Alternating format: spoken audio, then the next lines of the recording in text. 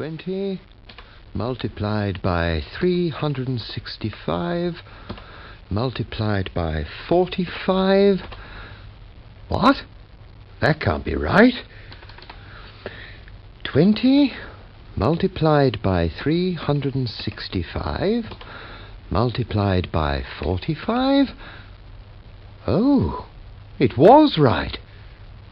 328,500. Well, well, well. Yes, Lily? There's a call for you. Mr. Harrison. He says you met at the travel fair. Really? Okay, put him through. Hello? Mr. Jones? Yes? Hello. We met at the travel fair. I have a few things I'd like to discuss with you. Could I come and see you today? Yes. Any time this afternoon is fine. 4 o'clock? Yes, that's fine.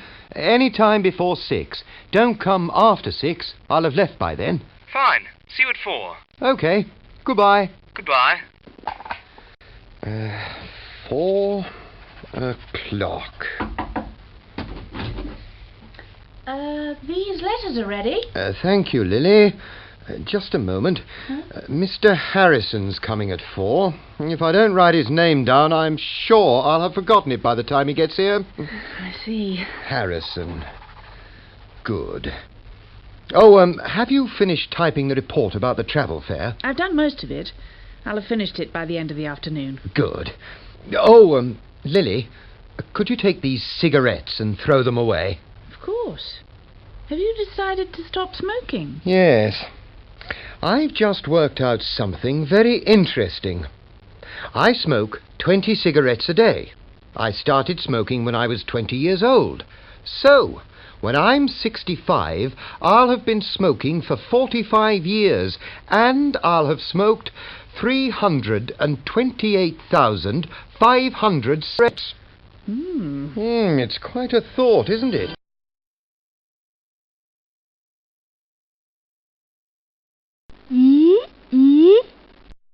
Astound.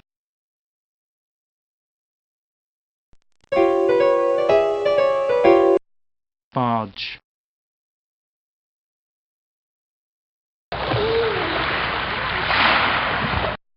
Tugboat.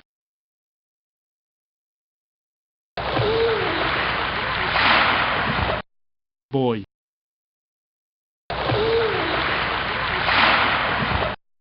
Ferry.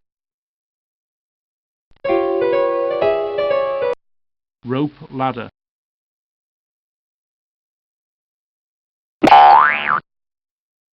Wave.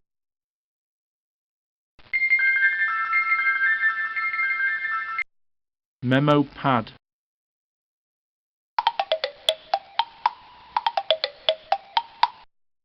Calculate.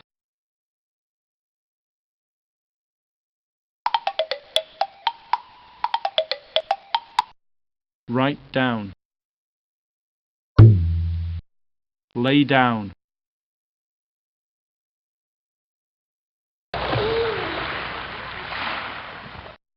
Subside.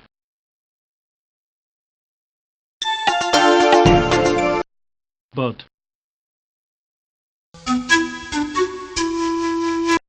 In flower.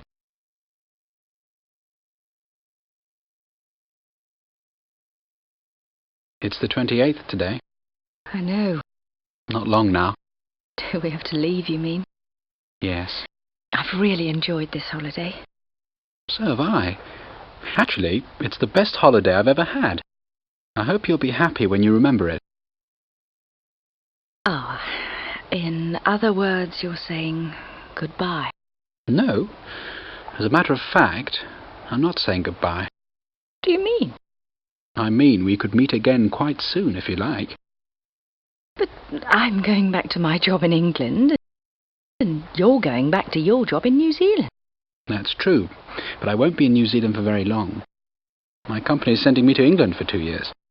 I'll be there quite soon, in fact. To be precise, I arrive in London next month, on the 17th. Now, is that good news or bad news? It's good news. In fact, it's very good news. But it'll probably be raining in London. So let's have our last swim in the sun. Good idea.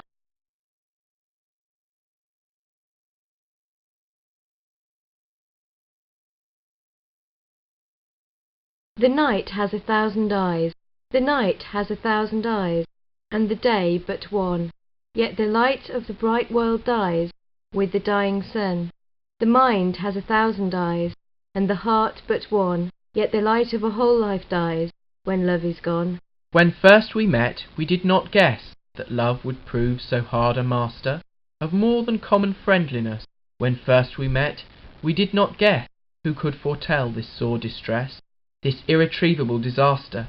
When first we met, we did not guess that love would prove so hard a master.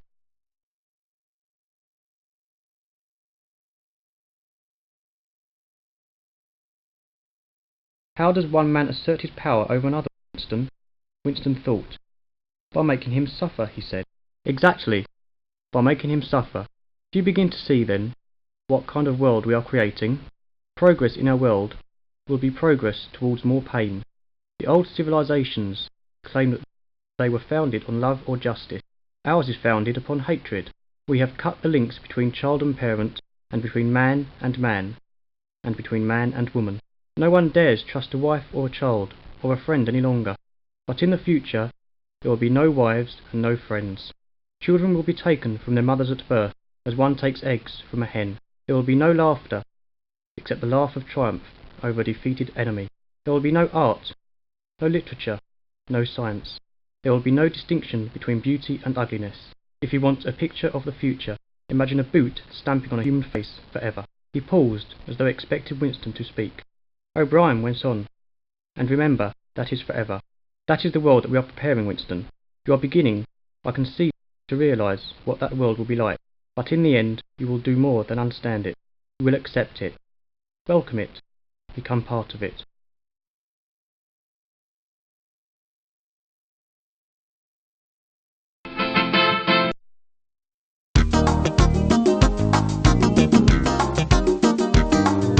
In what has been described as the share sale of the century, British Telecom is being put onto the open market at the end of November. British Telecom's current market value is something over £7 billion, and the British government are offering 51% of the shares to the public. Thus, the government will retain 49% of the privatised company. It's the largest single block of shares ever offered on the open market, and it's being offered internationally. US News and World Report, the third biggest selling American news magazine after Time and Newsweek, is to be taken over by a multimillionaire real estate tycoon called Mortimer Zuckerman. Until now, US News and World Report, a conservative weekly with a worldwide circulation of just over 2 million readers, has been owned and run by most of its employees as a profit-sharing cooperative. On the line to New York City, I asked Robert Krulwich, economics correspondent of America's National Public Radio, for details of the takeover. Well, the first important detail is Mr. Zuckerman. He is a real estate magnate from Boston, Massachusetts, and he made a very big fortune buying and selling buildings and land in Boston. He owns already one journalistic property, the Atlantic Monthly magazine. This is his second purchase, but it is indeed part of a package real estate deal. U.S. News and World Report, which is a magazine, as you say, owns valuable land in Washington, D.C. Zuckerman got the land and the magazine. How much is he paying for it? He's paying $168.5 million.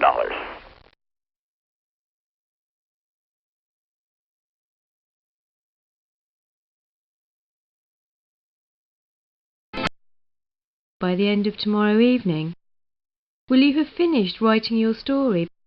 That depends whether you leave me alone or not. You've been telling me about that climbing project every day. How come you always keep me listening? Climbing project? What have I told you about it? You've told me we will take enough food for several days, far away from the noisy city, to search for traces of our forefathers in the woods. Yes, and? And you said we'll collect rare plant specimens, observe insect life, write out the most valuable... Well, that's enough. Let's get ready and go right now.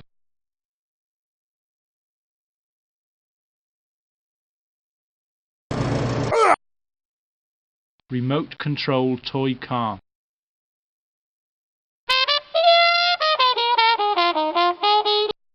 Sleeping bag.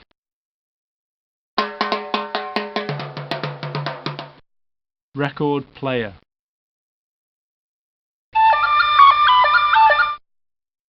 Memorable picture.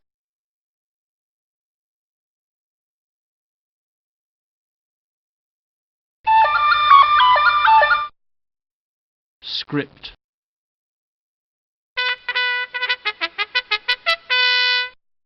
Biography.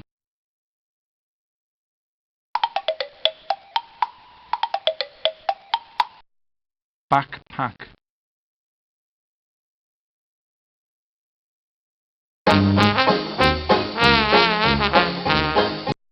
Camp stove.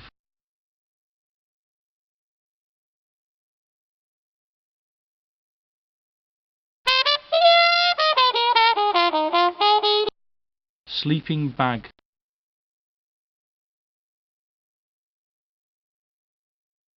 Hello and welcome to Visions of the Future. With me this evening with their Visions of the Future, I have Professor Norman Spring and Dr. Judith Winter. Firstly, Professor Spring will give us his predictions about the next century. Professor. I believe that by the end of the next century we will have established colonies on the moon, we'll have visited all the planets in our solar system, and we'll have solved all the world's problems. We'll have solved all the world's problems. Dr. Winter, do you agree with that? No, I don't. By the end of the next century, we will not have solved any problems at all. And we'll have created a lot of new ones. We will have polluted all the oceans, we'll have poisoned the atmosphere, and we'll have used up all the Earth's natural resources.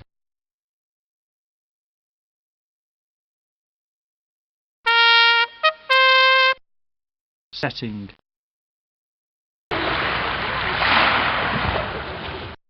Pollution. Hi. Woman doctor.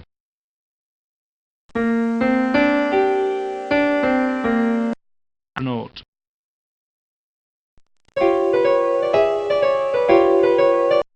Spotlight.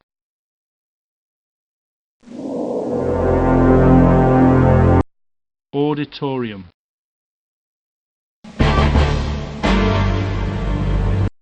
Solar system.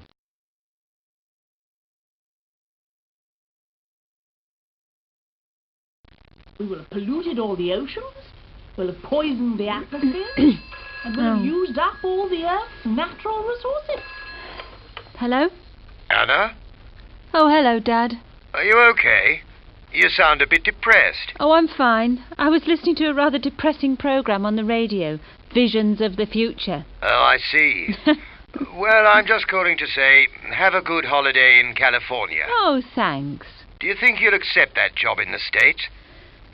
I don't know, but I think it might be a good idea. I mean, next February I'll have been working as a courier for 7 years.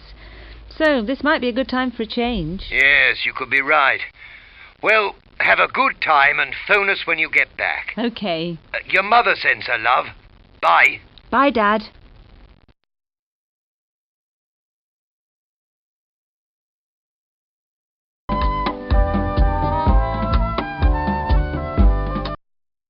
Dressing table.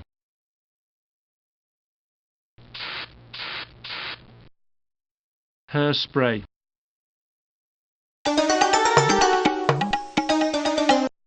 Vanity chair.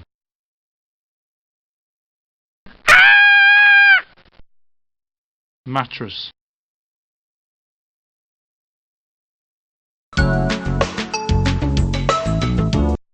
Luxury bed. Floor fan.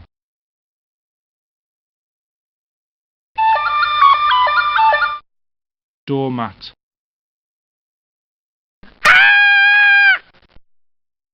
Mattress.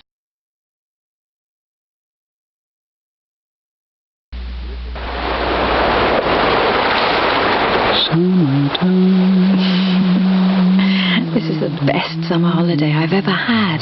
Yes, I've enjoyed it too. I'm glad I met you. Well, I'm glad that you're glad. When are you going back to New Zealand? On the 29th. I'm going home on the 29th too. But I'll be in London before you're in Auckland. Yes. Will you phone me when you get home? If you like. But I'm not going to make any promises. What do you mean? Well, people often make promises. I'll be with you wherever you are. I'll think of you whatever I do. I'll follow you wherever you go. I'm not going to make any promises like that. Oh, I see. But don't start getting depressed. The summer isn't over yet. That's true. Summertime.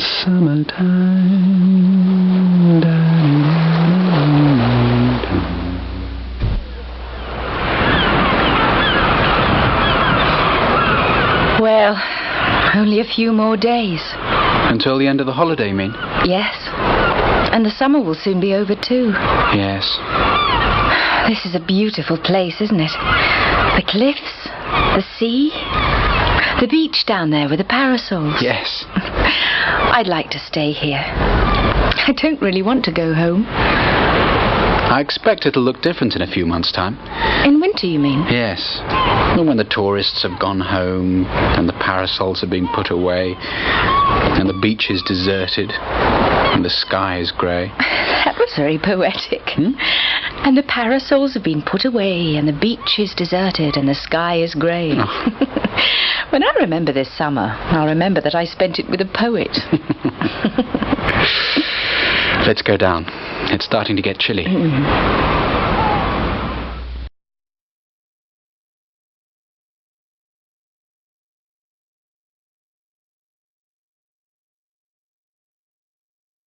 Future perfect simple, structure and usage.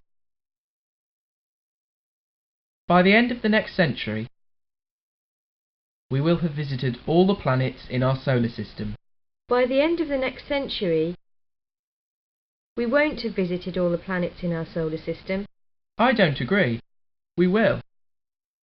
Will we have visited all the planets in our solar system? By the end of the next century. Will we have used up all the Earth's natural resources?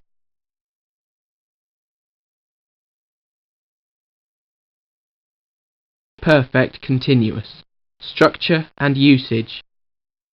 I finished my novel on April the 1st last year. How long had you been working on it? I'd been working on it for 20 years. I finished my novel this morning. How long have you been working on it? I've been working on it for 20 years. I'll finish my novel at the end of next year. How long will you have been working on it? I'll have been working on it for 20 years.